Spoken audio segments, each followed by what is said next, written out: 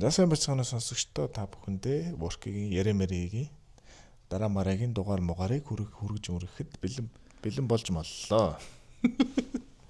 За ингээд хангийнхнийхэн түүх рүү орцгоё. За бэхний түүх юм шээ. За 2023 онд гадаад хөрөнгө оруулалттай жижиг компанид ажиллаж байхдаа хотоос зарласан том тендерт хятадын байгууллагатай хамтран орсон юм аа гэж байна. За тэгээд 1 сарын турш шөнө оройгүй өглөөний 8-аас шөнийн 2 зарим тохиолдолд хонож ажиллаж ийсэн. 6 цагийн зайтай юм шүү шөндөө. Харин тий. Гэртээ хараад буцаад унтаад юм мэдээд буцаад сэрчээд ирэх гэж. Зүгээр ерөөхдөө л амьдэрсэн юм шүү дээ. Тэр үед хятад руу ажиллаар явж ирсний дараа нэлээд хүнд ханаад хүрсэн. Ажил дээрээ халуунтай ч гэсэн сууж байгаад арга ядад би халуураад түхнэ гэд ажлынхан болон хилцэн даргатай хэлтэл тендерийн үеэр халуурч энэ тэр манай захирал чамайг пэл гэх юм байна. Тэнэг бацаан гэж солиорсон юм да. Юу вэ? Зүгээр халуунтайгээ хэлсэн зүгээр бага хараалгалж тагс тий. Уусаа тендерийн үеэр бол халуурч энэ тэр тий арай штэ. Тендерийн үеэр халуураад байгаа юм. Манай захирал бол чамайг бол пэл гэх юм байна. Тэнэг бацаан гэж. Хамгийн гоё нь энэ үгийг хэлсэн хүн нь цэг гээд тек компаниг ажиллаулдаг хүн байсан гэж байна. За тендерч дууссан өдөр шөнөгүй хонож өнжин ажиллаад ядраа сүүлд нь илүү цагаа тооцоолоо ядаж цалингаар авдаг юм ихэд нөхөж амрыг гэхэд урдаас манай гадаад захирал Монгол хилцээний дарга 2 урдаас work order you don't deserve rest. Ичүү хаалтан дотор илүү ажил өгсөндөө амардаг юм гэж хэлээд илүү цагаасаа нэг цагч хараагүй дээ. Юу хэлээд сүүлд нь 4 сар дахиж арай гэж тэсээд гарсаа гэн. Бас 4 сар тэсэлнэ. Аймтсан шүү дээ. Ийм амар газар. Тэр токсик хилцэн дарга тэр токсик хилцэн ахлах маань намайг л гаргachвал болно гэд байсан. Гарснаас хойш миний хархан 5-6 тендер дахиад унсан байсан. Үнэхээр бүтлэхүү газар тэр газараас хол байхаарай л. За тий. Цэг технологийн компани байгууллагын нэрийг бол битүүрэл харж ин та бүхэн бол харж чадахгүй. Гэтэл амарын тий. Гэхдээ яг зүгээр тэнд ажилладаг хүн л энэ төсөл дээр намт ажилласан юм шиг шүү дээ. За сорс энэ кат. Энэ ч бас амар юм шүү тий. Харин тийч одоо шүнжэнгөө шүн одоо 5 цаг л унтах маань шин. Тий. Тийм бараг ер нь л амьдралгүй болсон юм шүү дээ. Тэр нь бол харснаас илүү ажил дээр хонцлорыг цаг юм шүү. Илүү сайн амарх юм шүү. Тий айгуул өглөө хоцорж ирэнгүүт бас олон талаа юм ярьдаг л хэлэхтэй. Тий. Зүгээр нэг ихтэй арай тий зүгээр амар зайха өөрөө хэлэхтэй бас жоохон ууралж мурлж ирсэн байж магадгүй юм л тий. Гэхдээ бас зүгээр халуураад энэ харьлаа гэд хэлсэн чинь зүгээр тэгэж амар харааснаа work harder you don't deserve rest тэр гэж үгээд ер нь гэхдээ яг ямар тэг яасан гэж ер нь тэр хүнд тэгэж хэлэх хэрэг байгаа вэ гэж л бодогдлоо л та ер нь. Тэр нь бол одоо ажил олгогч байгууллагууд бол ерөнхийдөө бол ажилтнуудаагаа тий үнэт зүйлсээ л гэж хардаг байвал яг зөв газараа байна л гэсэн үг л дээ.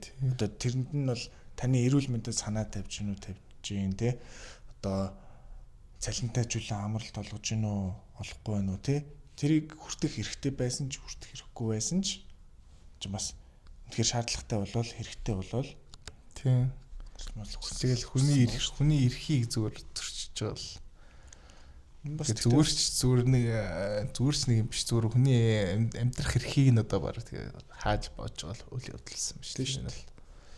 Тэгэхээр аимшигтай л. Тэгээ яаж яах бүр шүнжэнгөө ажилт юм шүү дээ. Илүү цагаач авчихсан. Тэгснэ илүү цаг авдаг гэхээр бүр амар тий. Ер нь бол тэгэл ийм газрыг өгшүүлжлэхгүй л дээ. Эхний одоо ингэж хилэнгүүд л шууд гарах хэрэгтэй лээсэн л дээ.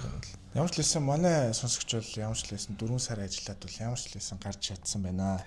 Тэгэхээр сонсогчдоос баяр хүргэе. Цаашдын ажил амьдралд үлзүүтэй гэгээтэй манай жаргаагүй багт work-игоос гоё одоо амьдралыг хүндэтгдэг тийм газрыг олж ажилд ороосоо л гэж хүсэж байна да нэрээ. За тийм тэгээд бас нар жаргаагүй багт ажлын цаг тардаг газар орсон байгаасаа нар үзээсэй л гэж өдөвсөж байна. Тэгэхгүй бол саяны ажлын цаг болоос арай л амар байна. Амьдралын цаг болсон биз бүр. За дараагийн төгрөг орцгоё. Одоо ч үнэхээр токсик захиралтай ажиллаж байна да. Хийх гэж байгаа ажлаа тайлбарладгүй. Надаас ямар дүн хүсэж байгаагаа ерөөсөө тодорхой хэлдэггүй. Тэг өөрийнхөө ойлгосноор хийхээр үргэлж буцаагдана. Одоо тэрийг хийхэд одоо зарцуулсан хайрын цаг хугацаа, энергийг маань дэмэжүүлэлт үрдэгэ. Нэг удаа хашраа та яг юу хүсэж байна гэд асуусан чинь би мэдэхгүй байна. Өөрөө мэдээд. Тэгтээ энэ бол бас классик л та тий. Эсвэл яг л би мэдэхгүй байна. Наа чи нэг л биш ээ. Чи нэг өөрөө мэдээд хийдэг гэл. Өөрөө мэдээд хийхээр бол яг арай биш байгаад байдаг яач яахгүй. Ер нь бол одоо тэр дараах нь бол өөрөө юу хүсэж байгаагаа мэдгүй хүнийг одоо хүслийн биелүүлэх шиг л хэцүү юм байхгүй л та. Хүний хүсэл биелүүлэх биш бүр хүний юу хүсэж байгааг мэдэхгүй байгаа хүний хүслийн л тийм бас хоёр давхар хаалга багтах. Тийм. Цааж таалах. За түүнээс хойш дахиж лавлж асуухаа болсон. Тэр сэтгэл санаанд нийцээг үйл явдал үр дүн гарвал өрөөнөөсөө нэр дуудаад орилчихно. Яа. Эл өрөөндөө сууж байгаа л болдоо гэж бодно шүү дээ. Таалагдахгүй доо. Нэг л биш байна. Гэтэ чи өөрөө нэг мэдээд ахаа гэдэгтэй. Би үл яг юу хийж байгаа бас мэдэхгүй байна. Зүгээр л хин нэгэнд бурууг чихээд л хашгирдаг гинэ. Өөрөө бол маш би үзэлтэй хүн гинэ. За. Хамт удирдаад эхэлсэн ажлын үр дүн сайн байвал миний аач гав яа л гэж ярина. Үр дүн муутай байвал баг хамт олноо буруутгадаг гинэ. Нэг удаа миний үндсэн мэргэжлээс өөр ажил надад даалгасан. Би судалгаа хийж стандарт бас бус нэмэлт мэдээллүүдээр удаан ажиллаж тухайн салбарын хүмүүсийг олж уулзаж мэдээлэл авч бүх зааварчилгаа журам дүрмүүдийг боловсруулад татан авалтаар харьцаг компаниудад олох гэх мэтээр хичээж ажиллаад ард нь гарч бүх бичиг цааснуудаа батлуулсан. Надад 100% даалгасан ажлын ард би бол нохож байгаад чанартай гарчих хүн байна гэдэг. Гэдгээ. Айгу тэгэхэд мундаг ажилтдаг зал. Тийм байна. Тэгээд тэрийг өөртөө баталж өөртөө бас тий чаленж тавьж бас өөрөө бол өөртөө баталж чадсан байна. Гэтэл надад магтаалын үг нэг ч хэлээгүй. Харин тэрний оронд энэ компанид ажиллаж байгаагаараа их юм сурж байгаа хүн гэж өөрийг нь хэлсэн гинэ. Яг хөө тэр нь үнэ. Гэхдээ их ажлын ард гарсны дараа жоохон ч гэсэн магтаалын үг бол хүсдэг юм байлээ. Тэрнээс хойш хүнд ер нь магтаал хэлж чаддгүй, урам өгч мэддгүй хүн юм байна гэдгийг баг дээрээ болон өөр дээрээ олон мэдэрсэн. Анх ажилд орж байхад өөрийнхөө мастрын хичээлийн даалгаврыг надаар хэлэгдэг байсан. Яг энэ мэдлэг надад үлдэх юм шүү гэж бос сэтгэлээс хийдэг байсан гинэ. Сүүлд бүр хүүхдийн хичээлийн презентацийг биднэр хийлгэсэн. Энэ мэт үндсэн ажлаас өөр холбоо хамааралгүй сонин ажлууд их орж ирнэ. Мэдээж энэ хүнээс авах зүйл бий. Эмэгтэй хүн яаж хувцаслах, яаж ихэмсэг бие авч явах ёстой вэ гэдэг өнцгөөс нь бол сайхныг нь бол олж харддаг гинэ. Уг нь би багийнхандаа хайртай, ажилтаач бас хайртай. Гэхдээ хэцүү удирдлагаас болж энэ хэдийг орхих бодолтой явсаар л байна. Олон жил эндээ ажилласан юм ядаж ипотекийн зээлээ шийдчихэд гарна да гэсэн хүлээлтээр ажиллаж байна да.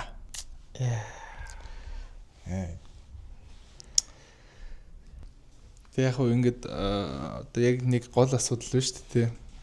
Юу хүсэж байгаа мэдэхгүй байгаад байгаа ахлах байна тий. Тэг яг би ер нь бол нэлээд олон team project-ууд юм дээр ингээд ажиллахад бол ер нь л ихтэй л юм байдаг шүү дээ. Ахалж байгаа хүмүүсүүд бол яг юу хүсэж байгаа сайн мэдэхгүй гэхдээ яг гоё юм гоё үр дүн гоё юм гарах гэдэг хүсдэг. Гэт яаж хийхээ сайн мэддэггүй.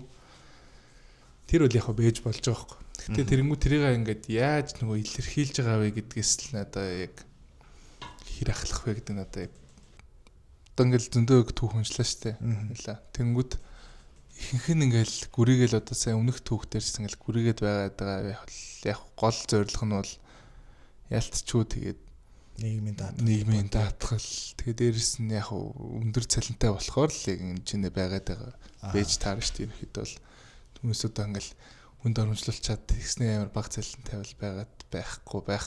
Тийм байвал одоо бүр шууд гар тий.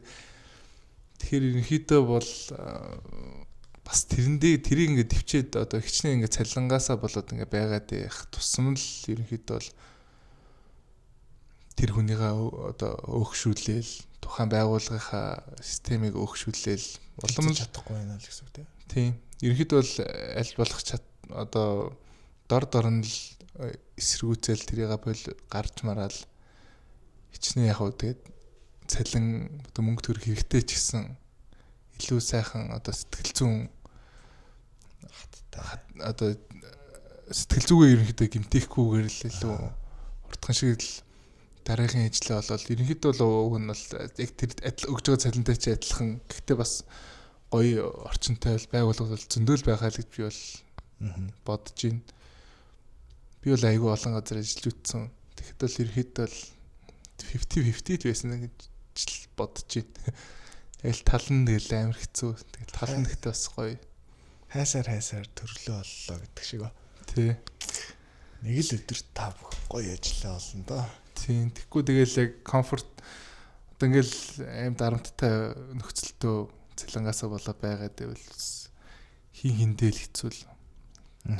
Тэр удирдлагууд нь ч өөхшөгдөөл таны ч одоо өөртөөх нь ч гэсэн сэтгэл зүй ингээл бүр улам хэцүү болоо л гэсэн үг шүү дээ. Яа, гинт наа түүхэж сонссон чинь. Гинт толгой зарж ирлээ. Тий, гинт ийм аргумент толгонд орж ирлээ. За өнөөдөр 4 түүх уншина. За тэгээ 3 дахь түүхээ уншия. Манай дарга гадаад эмэгтэй байдаг л та. Ууг нэг чөлөөтэй, найрсаг хүн шиг санагддаг боловч үнэндээ маш худалч.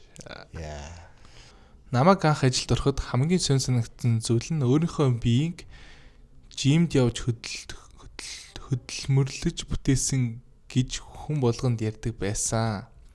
Ууг нь 50 настай маш гоё биетэй эмэгтэй. Гэтэл хэдэн сар ажилласны дараа намайг итгэлийг нь олчихсан гэж бодсон уу? Би ийм тийм хагалгаа хийлгэж бас ясаа ахуулсан гих мэт зүйл яриад эхэлсэн. Өмнө нь олон жил хөдөлмөрлөж бүтээсэн гэж бүх хүмүүст ярьдаг байсан худлаа болж таарсан юм аа. За тэгс мөн ажлын тал дээр ч ямар ч чадваргүй энэ тэндээс олдсон хүмүүсийг шууд ажилд аваад байдаг. Би шинэ ажилтнуудад ажиллаа зааж өгөөд 3-7 хоногийн дараа л нөгөөдөл нь юу ч хэлэхгүй алга болж өрүүлж миний ачаал нэмэгддэг. Ажилласан хугацаанд 4 шинэ хүнд системээ зааж өгсөн. Гэтэл захирал маань одоо дахин нэг шинэ хүн ярьж байна. Нэгдэн заагаал явжсэн чинь дахиад нэгийг авах гэж байгаа шүү. Бараг хүн шинэ ажилд нэм заах нь бараг ажил юм шиг. Жижиг зүйл дээр хүртэл намайг мэдэхгүй юм шиг чиний татварыг би төлдөг гэж ярьдаг ч үнэндээ миний бүтэн нэрийг ч зөв мэдэхгүй хүн яаж татвар төлөх вүлээ. Энд ажиллаад одоо би 1 жил болж байна. Өнөөдөр миний энд ажилласан сүүлийн өдөр бөгөөд ингэж нэг худалч даргаасаа салж арай дээр ажлын орчинд руу явах гэж байна да. Яа, манай сонсогч маань бол хамгийн сүүлийн өдрөө яг энэ хөтөөхөө бичиж тий. Гарслаа мөчийг бол. Үнэхээр хамаг сэтгэлд байсан юмнуудаа ингээ гаргаал өгсөн байна. За нэг баяр үргэчээд тий. Яа, яг л ингээ сүүлийнхээ өдрөө компьютер дээр бид тэр энэ захиагаа бичээл хамаг сэтгэлийнхаа хар бараа юм өвлдөгээл догтлол дүүрэн бичсэн байна. Тэгэл гарсан байна шүү дээ. За яатсан баяр үргээ тий. Гэтэ одоо тэр татвар төлдөггүй гэсэн үү? Энэ татвар матур гээд яатсан л тэгэл ерөн зөвхөн ч тэгээд биенийхээ талаар ч гэлтгүй ерөнхийдөө л байнгын л худлаа яриад Тэгээ нэг ажил мэжлээч нэг сайн хийхгүй. Ер нь жоохон хоосон хийсвэр төвтэй хүн байна уу да? Тийм тий. Ер нь ингээл нэг юм хөнгөн гэдэг лөө. Тийм хөнгөн хуумгай. Хэлэм яриад яваад байдаг. Ингэн тэгэн одоо юу юугүй энэ болчвол та тийм цалинт нэмэн гээл амар чихэн дээр цэцэг оруулдаг тийм тайпны хүү юм шүү те. За дараагийн төгрөг орцгоё. Сайн байна уу? Миний би өдгөө 22 настай шинэхэн дизайнер байгаамаа. Нэг томоохон групп компанид график дизайнерын ажлын зар байхаар анкет бүглүүд маргаашнаас нь шууд ажилд орлоо. Шууд боломжийн цалинтай учраас бөөн баяр. Шинэ ажлын эхний өдөр ажилчдтайгаа танилцаад баярлаж хөөрөөл байж илаа. Тэгээд захирал нь өрөөндөө дуудаад ажил үүргийн талаар дэлгэрэнгүй ярьж яснаа. Жилийн маркетингийн төлөвөө гаргаж ир. Чи энэ албандаа ганцаараа байгаа гэд би толгой дотроо л бол хийх ёстой байна гэд 3-4 өдөр нойр хоолгүй судалгаа хийгээд таньж мэдэх маркетинг менежерүүдээс асуугаа зөвлөгөө аваад нэг ерөнхий маркетинг төлөвлөгөө гаргаад календарчлсан төлөвлөгөөтэй цуг бариад зориг гаргаад орлоо. Юу вэ чинь? Дизайнераар ороо өстэй өгнө. Тий. Юу албандаа ганцаараа гэж чинь. Маркетингийн албандаа дизайнер авснаа. Тэгсэн маркетингийн менежер ахлахгүй нас тий. Тийм. За тэгээ зориг гаргаад орлоо. Тэгсэн чинь захирал маань та нар залуу хүмүүс байж энэ үүдний өрөөний далисан хаалгыг янзлж байгаа.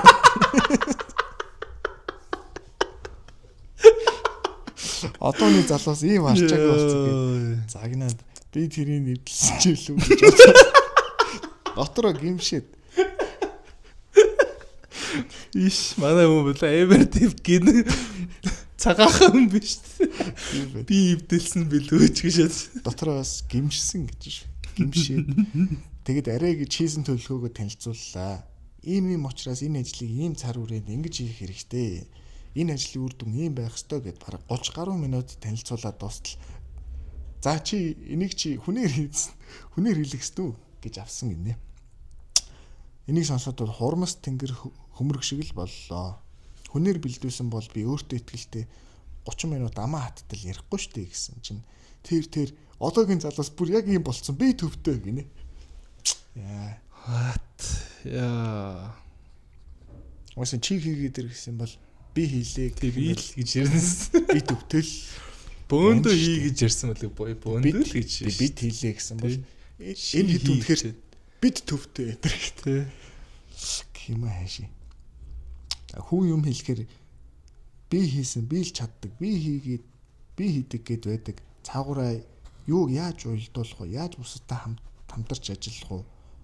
Ямар ч бодлогогүй энэ төр гэд бүр толгой самруулад уурлаж энэ төлөвлөгөө шиг юмыг чинь би тухтай уншиж үзэн мэйлээр явбал манайд мэрэгжлийн маркетингийн менежер байхгүй болохоор энэ ажлууд чинь зөв буруу гэж хэлэх боломжгүй гинэ. Тэгээд явж ажиллаа хий гэж лээ. Шөтгөр авах гинэ. Яа энэ чанга юм дээ. Энэ явдлаас хойш 2 сард ирсэн дээ. Тэр дээр үсэн. Дөнгөж орсон чинь шууд маркетингийн ажил хаалгаснаа. Танилцуулгад орсон чинь энэ хаалга янзалж олооны залаас ийм арчааг тэгснэ юм хийхээр батлах маркетинггүй болохгүй хийхгүй байхаар зүгээр принтер янзалдаг интернет холбогддог лан залгадаг ажил хийдэг. Яа ихтэй яг ийм л хүмүүстээс болж одоо яг ажиллах хүч маань одоо Монголд ажиллах хүч маань одоо байхгүй болж шүү дээ. Байхгүй болж байна. Ажил дээрээ бүтээмжгүй байна те. Тийм. Яг ингээл уг нь айгүй амар тийм сэтгэлээсээ ингээл хүн амьтнаас юм асуугаад уг нь л яг өөрийнх нь л ажил биш шүү дээ. Уг нь л албагүй шүү дээ тэрийг хийх. Тэгэхэд л тэрийг нь гоё болгох чи гээл амар ингээл чин сэтгэлээсээ хийгээд уг нь л айгүй тийм сэтгэл амар тийм ажлыг бол хингүнд хий үнэхээр гоё ингээд ажиллах хүч байгаа байхгүй тий. Яг зөв газар орсон бол Тэгсэн чинь тэгэл тэр ингээл энэ галыг нь унтраагаал хүсэл зорилгыг байхгүй болгоол ингээд гоё болохыг бүтээ гэсэн юмуудыг хааж боогол. Тэг ямар ч тийм утгагүй лан залгадаг, принтер засдаг хүн болгоцсон байгаа. Тэг ямар ч тийм утгагүй шалтгаанаас болж тэгж ингэж загнаал тэг хаалга маалга янзлж яах шиг тэгснэ. Угаасаа өөр ингээ маркетинггүй гэж маркетинг байхгүй болохоор батлахгүй гэснэ. Зүгээр л томоохон групп компани гэж шүү бүр. Групп компани бол маркетинггүй байна л гэж байна 2025 онд. Тэгснэ дизайнераа төрүүлээ авчдаг. Тий. Тэгснэл Монгол улсад ажиллах хүч байхгүй байна гэдэг. Хэцүү юм да. Тэгээ одоо тэр сайхан одоо ур чадвар тий тэр мэгжил бол зүгээр л одоо офисын лан залгадаг, принтер янзалдаг, интернет холбоотой л хүн төгсөж байгаа байхгүй тий. Одоо хаалга бас янзлна. Тий. Санаачлахаараа өдөр болгон хаалгын шалгаал тий. Нэвдэрч юу яаж юу гэл байнга харж ихстэй. Тэгвэл одоо орчин үеийн одооны залуусын нэр хүндэг бол муугаар унгаана. Тэр өөрийнх нь өрөө юм уу тий? Өөрийнх нь өрөөнийх нь хаалгыг нь тий. Захирлынх нь эсвэл за хурлынх нь өрөөнийх нь хаалгах юм болов. Тийм болоо. За яг нийтийн өмч. Тэгтээ тэгээд өөрөө л янзлцтай. Тэгээд янзл барах юм болдог ш. Эсвэл тэгээд яа за мэдхгүй. Тэгэл зүгээр орсон ажилт нь бол тэгж хүлээж авах нь бол муухай үст тий. Зүгээр хэлж бод. Сар марын дараа бас нэг тий. Энийг янзлчаарай та хэд нийлж байгаа нэг янзлчаач тэхүү мэхүү гэж хэлж болно шүү дээ. Тэгэхгүй тэгээ заавал бүх үе мууянд ортаал одоо үеийн залуучууд энэ төр гэж байна л да. Тэр 3-4 хоног нойр хаалгүй чинь маркетингийн төлөвлөгөө гаргасан дизайнер чинь юу гэж тэр таны өрөөний хаалгыг анзаарах вэ? Тийм. Ер нь тэгэл ийм л одоо энэ залуу маань тэгэл одоо ингээд цаашд ямар ч газар очиж ингээд юм хийх ингээд сэтгэл байхгүй болчлаа гэсэн шүү дээ. Одоо ингээд тий. Тэрийг нэг ингээд одоо энийг зүгээр ашигласан бол хичнээн гоё одоо нэг байгууллага ямар гоё болгочих байсан тий. Тэгсэн чи одоо ингээд энэ залуу одоо ингээд цаашдаа ингээд санийх шиг ингээд сэтгэлээсээ юм хийж одоо гоё ийм газар ажиллах бол ямар ч сонирхолтой болчлаа гэсэн шүү дээ. Тий шүү. Тэгээ бүгдээрээ л ийм гэж бодно шүү дээ одоо. Ер нь л анхных нь ажил тий. Юм хүн бол тэгээ тэр явдлаас хойш бүр 2 сар тийрсэн гэж байгаа юм. 2 сарын турш тэр хүн яг өөрийнхөө ажлыг яг яаж гоё бүтээмжтэй тий гоё шинэлэг санаанд гаргаад ажиллаж болох байсан бэ тий. Тэр хугацаанд яг тэр хүнийг тэр чиглэлээр нь өөрийнх нь тэр чиглэлээр нь ажилласан бол одоо танай байгууллагын л үр өгөөж нэмэгдэнэ л шүү дээ. Тэрний оронд одоо зүгээр дотоод тийм одоо офис хаалгын янзлах нь илүү тэр компанид илүү чухал юм уу тий. Тэсгүүл яг ажиллаа хийгээд үр бүтээлтэй бүтээмжтэй юм гаргах нь чухал юм уу гэл. Ер нь л ийм хүмүүсүүд л бас ер нь л айгууд гоё ажиллах хүчрүүдийг бол ингээл мохоож байгаа л гэж ерөнхийдөө би бас боддог л доо.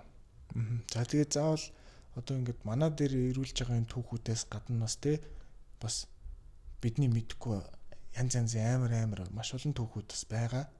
Эннээс ч эвгүй тий. Иймэрхүү түүхүүд бол маш их олон байгаа гэж бодож байна. За тэгээд та бүхнийгээ бол тэднийг тань тийм түүх байгаа бол бидэнтэй бол тэр түүхээ хуваалцаарай гэж хүсэх байна. За тийм байна. За тэгээд бүдрээ захиагаа явуул өөр ажлын шинэ боломжуудыг хай. За тэгээд өөрсдийнхөө одоо хамгийн гоё гэсэн сонголтыг өдөр хийгээрэй л гэж хүсэж байна да. За манай энэ удаагийн дугаарыг сонссон та бүхэндээ баярлалаа. Тэгээ хэдүүлээ дараагийн дугаараар илүү олон түүхүүдээр уулзцгаая. Баярлалаа. За нүртэл сонссонд баярлалаа. Баяр таа.